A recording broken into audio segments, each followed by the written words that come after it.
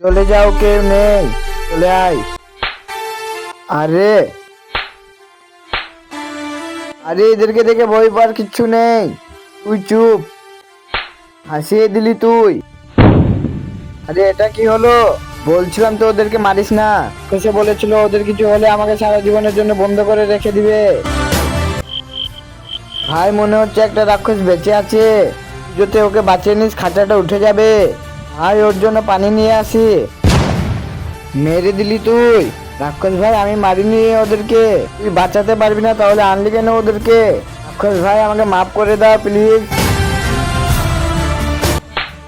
হ্যাঁ, আরে তুই তো রাক্ষসটাকেই মেরে দিলি, এবার কি হবে? রাক্ষসের থেকে আবার বড় কি হবে?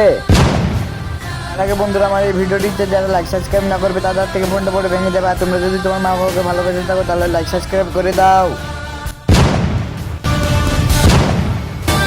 আরে ভাই এরা কারা? রাক্ষসের বন্ধু, এবার আমরা মরে যাব। এ মেরেছে আমাদের বসকে।